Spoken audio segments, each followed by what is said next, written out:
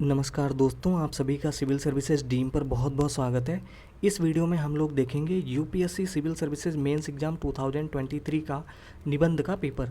तो ऐसे का पेपर हो चुका है और इसमें इस बार कैसे क्वेश्चन पूछे गए हैं ये हम लोग इस वीडियो में देखेंगे। इसके अलावा निबंध लिखते समय आपको किन किन बातों का ध्यान रखना चाहिए वो सब मैंने यहाँ पे नोट कर रखी हैं, ठीक है। इसको भी हम लोग देखेंगे। इसके अलावा इस पूरी पीडीएफ को अगर आप डाउनलोड करना चाहते हैं तो आप हमारे टेलीग्राम चैनल से इसको डाउनलोड भी कर सकते हैं, ठीक है। लिंक नीचे डिस्क्रिप्शन में दी हुई है, ठीक है। तो चलिए पहले इस पेपर को देखते हैं और आगे बढ़ने से पहले कुछ नए लोग भी होंगे जो आगे चल के इस एग्ज़ाम को देना चाहते हैं, तो उनके लिए कुछ इंपॉर्टेंट बातें बता दें। देखिए, निबंध का पेपर यूपीएससी में 3 घंटे का होता है और जिसमें कि आपको 2 निबंध लिखने होते हैं, ठीक है। 3 घंटे के पेपर में 2 निबंध लिखने होते हैं और ये 250 नंबर का पेपर होता है, ठीक है, 250 नंबर का। तो 2 निबंध किस प्रकार से लिखने होते हैं, यहाँ पर सेक्शन ए में क्वेश्चन नंबर 1 से 4 तक 4 निबंध लिखे होंगे। सेक्शन बी में क्वेश्चन नंबर 5 से लेकर 8 तक, यानी टोटल 8 क्वेश्चन होंगे। हर एक सेक्शन में 4-4 निबंध लिखे होंगे, उनमें से कोई एक चूज़ करना होगा आपको और कोई एक ही लिखना है, ठीक है। तो कुल 2 निबंध लिखने हैं जिनकी शब्द सीमा, जिनकी वर्ड लिमिट होगी 1000 से 1200 शब्दों तक। तो 1000 से 1200 शब्दों के बीच में आपको हर एक निबंध लिखना है। तो शब्दों की सीमा को आप प्रैक्टिस कर सकते हैं पहले ही, मतलब एग्ज़ाम में जाने से पहले ही आप इस चीज़ को प्रैक्टिस कर लें। हालांकि काउंट नहीं किए जाते हैं वर्ड, वहाँ पे 11-12 पेजेस आपको मिलेंगे, उन्हीं में आपको उसी स्पेस में लिखने होंगे, ठीक है। इसके अलावा एक और इम्पॉर्टेंट बात है यहाँ पे कि जो भी माध्यम, जो भी मीडियम आपने चूज़ किया होगा फॉर्म फिलअप करते समय, वही उसी मीडियम में आपको निबंध लिखना चाहिए, एग्ज़ाम हॉल में लिखना होगा, ठीक है जी।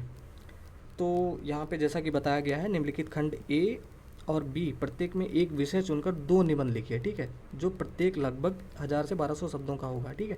तो ये 250 नंबर का है, 125 के 2 निबंध लिखने हैं आपको 3 घंटे में। सेक्शन ए में जैसा कि बताया 4 निबंध यहाँ पे दिए गए हैं। देखिए, पहले क्या होता था कुछ वर्ष पहले कि सेक्शन ए में मूर्त विषयों पर पूछा जाता था और सेक्शन बी में अमूर्त विषयों यानी फिलोसफिकल होते थे सेक्शन बी में। अभी क्या हो रहा है, पिछले वर्ष से लास्ट ईयर भी ऐसे ही पूछा गया था, सेक्शन ए में भी जो है फिलोसफिकल ऐसे देखने को मिले और सेक्शन बी में भी पूरा निबंध का पेपर ही फिलोसफिकल हो गया है, ठीक है।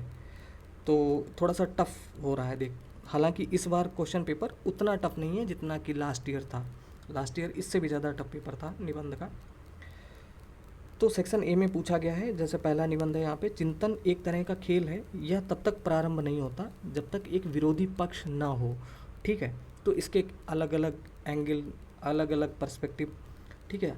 आप हर एंगल से इसको देखकर तब आप इसको निबंध को लिख सकते हैं। हालांकि और भी आपके सामने ऑप्शन है, जैसा दूसरा है, दूरदर्शी निर्णय तभी लिए जाते हैं जब अंतर्ज्ञान और तर्क का परस्पर मेल होता है, यानी कि visionary decision making happens at the intersection of intuition and logic, ठीक है। तो विजनरी डिसीजन मेकिंग कब होती है, ठीक है, मतलब दूरदर्शी निर्णय कब लिए जा सकते हैं, जब अंतर्ज्ञान यानी इंट्यूशन और लॉजिक का परस्पर मेल होता है, ठीक है।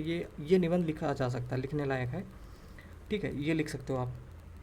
इसके अलावा कोई एक ही लिखना है आपको। इसके अलावा पूछा गया है कि सभी भटकने वाले गुम नहीं होते हैं, ठीक है, तो ये भी लिख सकते थे। इसके अलावा है कि रचनात्मकता की प्रेरणा लौकिकता में चमत्कार ढूंढने के प्रयास से उपजती है, ठीक है।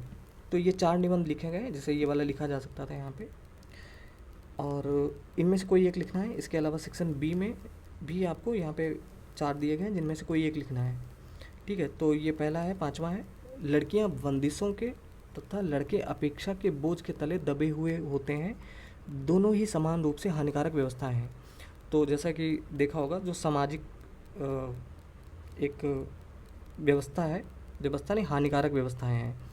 लड़कियों को क्या नहीं करना चाहिए, समाज में ऐसा देखा जाता है, बताया जाता है लड़कियों को क्या नहीं करना चाहिए और लड़कों को क्या करना ही चाहिए, ठीक है। तो दोनों ही गलत व्यवस्थाएं हैं, ठीक है। जो बंदिशों वाली व्यवस्था है या लड़कों से अपेक्षा की जाती है कि आपको ये करना ही होगा, ये दोनों ही समान रूप से हानिकारक व्यवस्थाएं हैं। तो इस पर आपको निबंध लिखना है, ठीक है, ये वाला लिख सकते थे। इसके अलावा एक पूछा गया, गणित ज्ञान का संगीत है, ठीक है। ये 4 शब्द 5 शब्द यहाँ पे दिए गए, इन पर आपको 1000 से 1200 शब्दों में लिखना होगा, तो थोड़ा सा टफ है।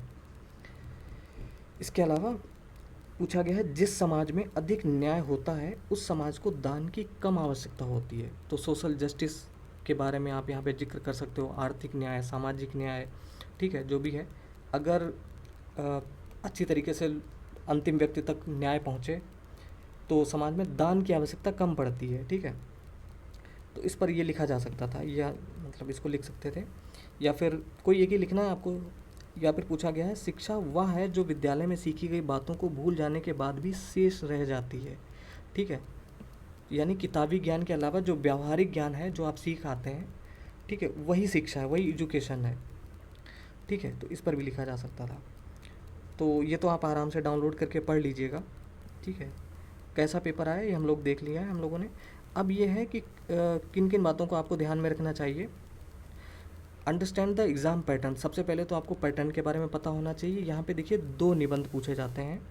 ठीक है जी, तो ऐसे के पेपर में 2 टॉपिक्स होते हैं अलग अलग, जिन पर आपको लिखना होगा। इक्वल मार्क के होते हैं दोनों ही। ठीक है, तो टाइम का ध्यान रखिएगा अपने। इसकी प्रैक्टिस आप पहले से करके जाएं। Read widely. आपको निबंध ऐसा कभी नहीं होगा कि आप एग्ज़ाम हॉल में जाएं और एक अच्छा सा निबंध लिख दें। आपको विस्तृत ज्ञान होना चाहिए, अलग अलग, कि देश दुनिया में क्या चल रहा है, करंट अफेयर्स में, नेशनल इंटरनेशनल ये इशूज़ क्या हैं। ठीक है, अगर उन टॉपिक्स पे पूछ दिया गया तो आपको पता होना चाहिए। ठीक है, इसके लिए आपको न्यूज़पेपर वगैरह पढ़ते रहना चाहिए, मैगजीन्स है या कुछ अलग किताबें हैं जो होती हैं दुनियावी किताबें, वो सब पढ़ते रहना चाहिए आपको। ठीक है, मतलब अच्छी पुस्तकें आपको पढ़ते रहना चाहिए, तो निबंध अच्छा लिख सकते हैं। क्योंकि जब आपके पास ज्ञान का भंडार होगा, आप तभी वहीं से लिख पाएंगे उस चीज़ को। Choose the right topic. ठीक है, ये बहुत इंपॉर्टेंट है। टॉपिक चूज़ करना बहुत इंपॉर्टेंट है। ऐसा ना हो कि कहीं कोई इम्प्रेसिव, बहुत ही देखने में बड़ा इम्प्रेसिव लग रहा है, उस पर जिसके आपके फैक्ट्स हों आपके पास, जिसकी अच्छी जानकारी हो आपको, वही आपको निबंध वहाँ पर चूज़ करना चाहिए।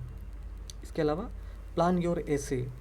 ठीक है, तो पहले क्या है, आपको पेपर मिलेगा, क्योंकि 3 घंटे में आपको 2 लिखना है, काफ़ी टाइम मिलता है।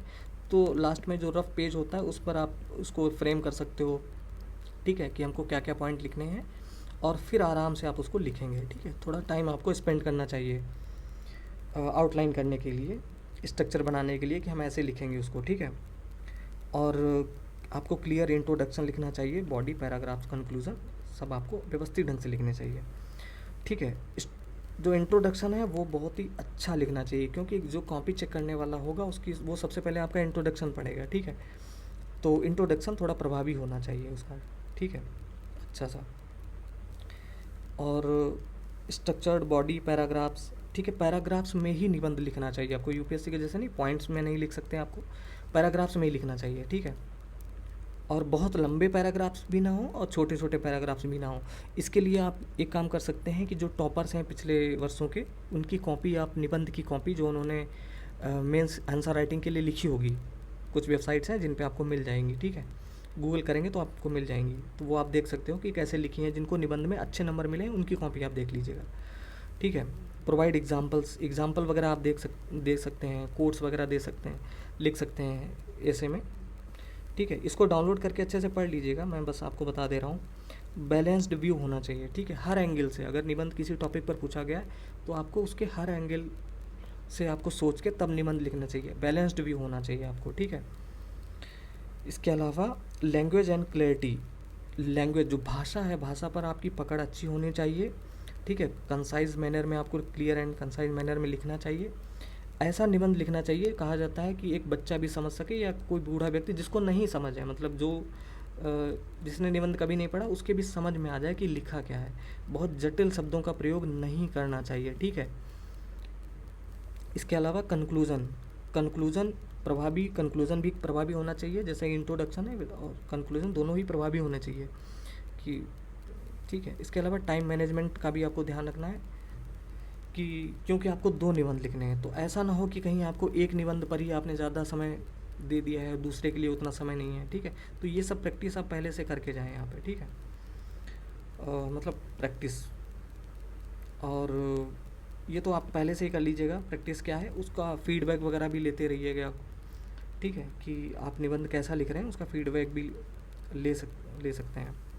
रिवीजन, ये सब चीज़ें आपको एग्ज़ाम, कुछ बातें इसमें लिखी हैं जो आपको एग्ज़ाम हॉल में आपको ध्यान में रखनी, कुछ बातें आपको प्रैक्टिस करते समय भी, मतलब जब आप एग्ज़ाम से पहले 1-2 महीने पहले जब आप प्रैक्टिस कर रहे होंगे उस समय भी ध्यान रखनी है। ठीक है, स्टे काम, ये बहुत इंपॉर्टेंट है।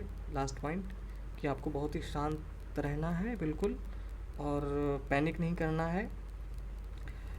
और अगर मान लो कोई चैलेंजिंग टॉपिक मिल गया तो वो सबके लिए चैलेंजिंग है, ठीक है। तो बहुत ही धैर्य से आपको अच्छे से लिखना है, ठीक है। तो ये कुछ इंपॉर्टेंट यहाँ पे पॉइंट्स थे। इसके अलावा ये पूरी पीडीएफ अगर आप डाउनलोड करना चाहते हैं तो आप टेलीग्राम चैनल से डाउनलोड कर सकते हैं। लिंक आपको नीचे डिस्क्रिप्शन में और कमेंट सेक्शन में मिल जाएगी, ठीक है दोस्तों। तो इस वीडियो में इतना ही। नमस्कार, जय हिंद।